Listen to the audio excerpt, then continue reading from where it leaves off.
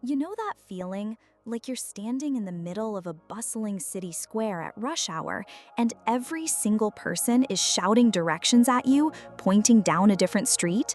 That's exactly what it felt like when I decided to find a motorcycle. The noise was deafening. "You need more cubic inches, trust me," one voice would boom.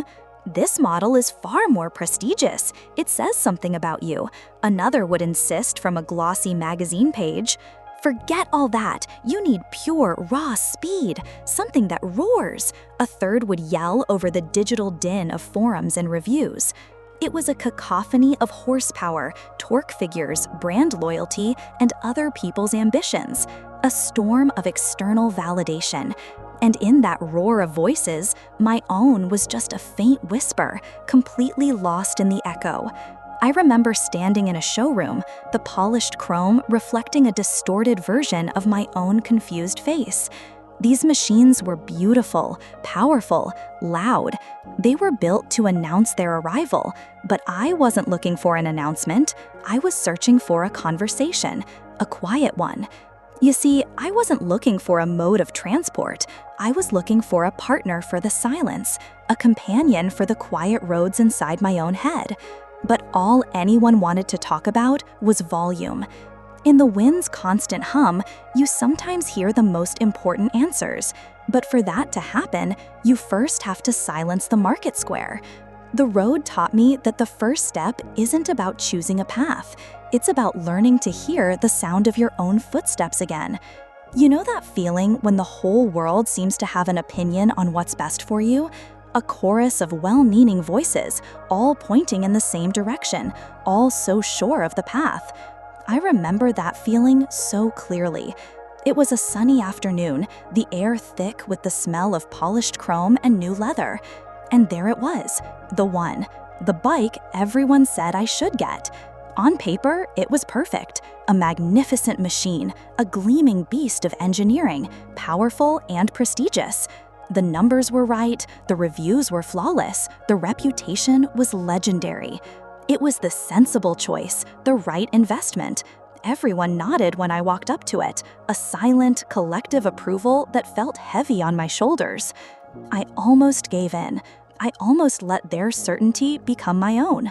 I swung my leg over the seat, and for a moment, I tried to convince myself. I tried to see the future they all saw for me on this machine. Long, impressive journeys, the admiring glances, the feeling of having arrived. But something was profoundly wrong. You know, it was like trying on a beautiful, expensive jacket, but one that was tailored for someone else entirely.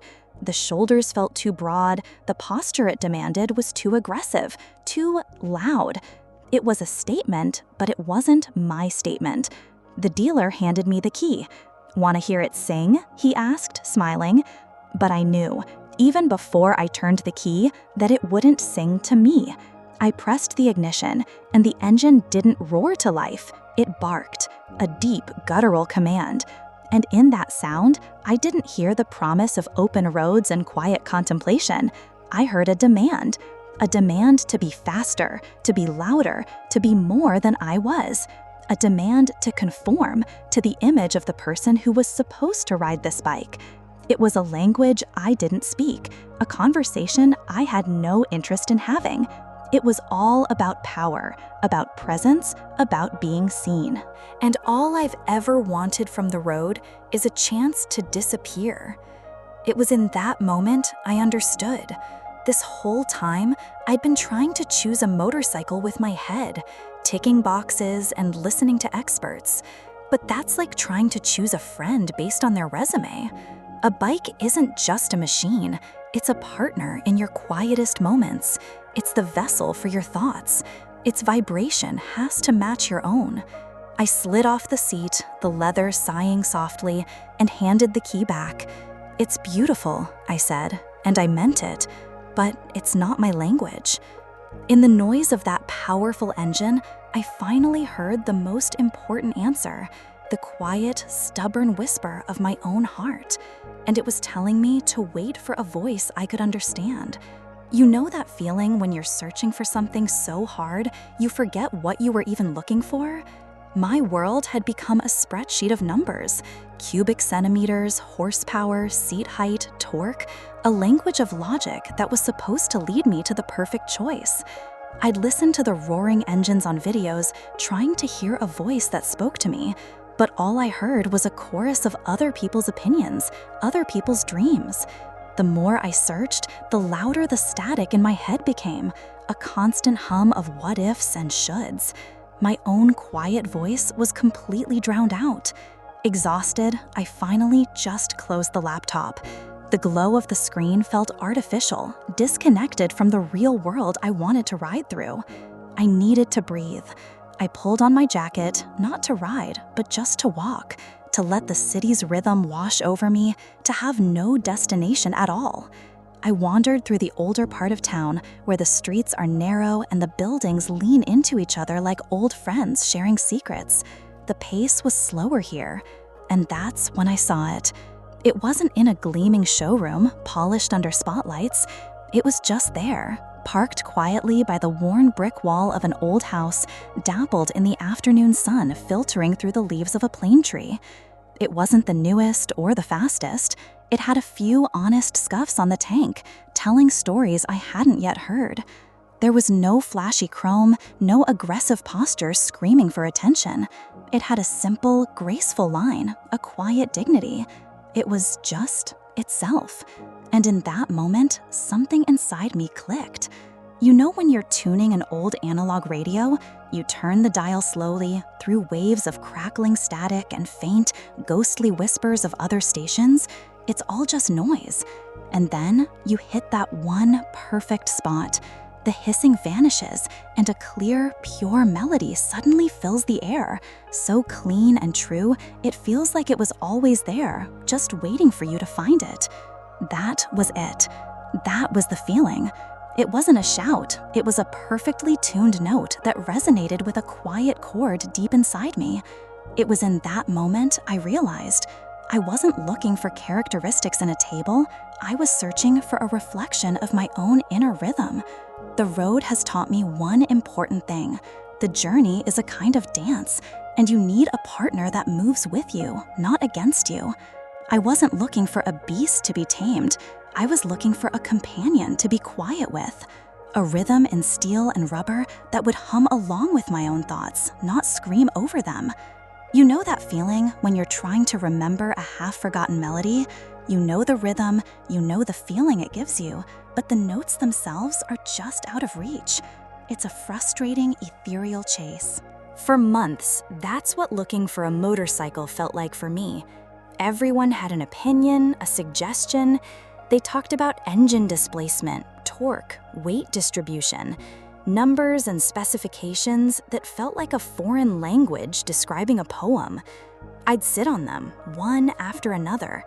Some felt like wearing a suit that was beautifully made, but for someone else entirely. The shoulders too broad, the posture it demanded too aggressive.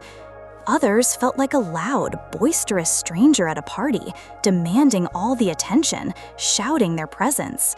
They were all impressive machines, marvels of engineering, but they weren't mine.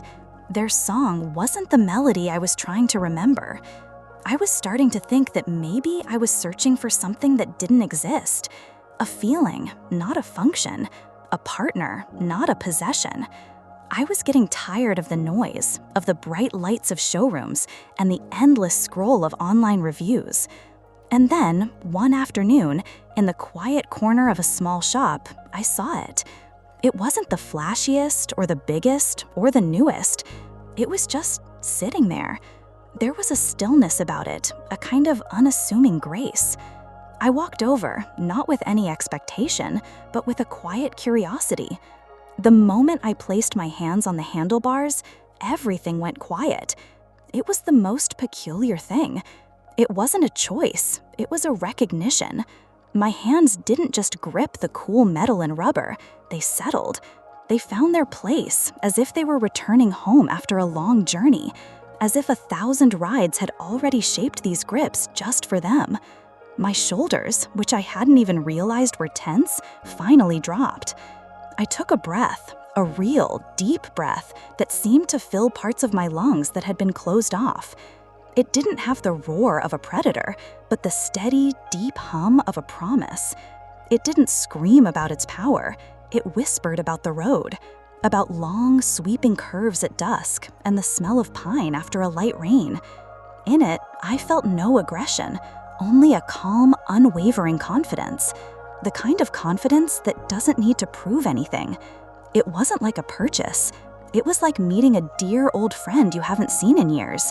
You know, the kind of friend with whom you can sit for hours in total silence and not a single moment feels awkward.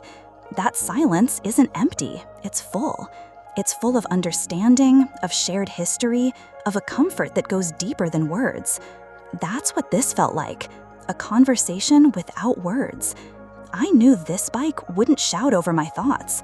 It would move with them. It would be the steady rhythm beneath my own inner monologue. The road has taught me one important thing. We spend so much time looking for answers from the outside world, from other people, from books. But the most profound answers are already inside us, just waiting for enough quiet to be heard. In the sound of the wind, you sometimes hear the most important truths. And as I sat there, hands on the bars, engine off, I knew I had finally found something that was ready to listen. The sun is warm on my jacket, and the engine beneath me has settled into the steady, familiar hum. It's a feeling I've come to know better than my own heartbeat sometimes. You know, when I was first looking for a bike, everyone was talking about numbers. Cubic inches, torque, horsepower. It felt like I was supposed to be choosing a weapon, not a companion. The loudest, the fastest, the most aggressive. It was all so confusing because none of it felt like me. But the road taught me one important thing. Your motorcycle isn't about its power. It's about your personal frequency. Think of it like this. Every bike has its own song, its own rhythm. Some are loud, demanding rock anthems. Others are quiet, thoughtful acoustic melodies. The goal isn't to find the loudest song in the showroom, but the one that harmonizes with the music already playing inside you. This bike, it doesn't carry me away from my problems. It's not an escape hatch from reality. It's an instrument that helps me tune into myself. It carries me towards the answers that are already there, just waiting for the noise of the world to die down so they can be heard. In the noise of the wind, you sometimes hear the most important answers, whispers from a part of you that gets drowned out in the rush of daily life. And that's the moment I understood. When you're searching for your bike, don't look at the spec sheets first. Just sit on it. Put your hands on the grips. Close your eyes for a second. Don't ask, what can this machine do? Ask yourself, who am I next to it? Does it make me feel more like myself or like someone I'm trying to be? Because the most important route isn't marked on any map. It's always the road to yourself.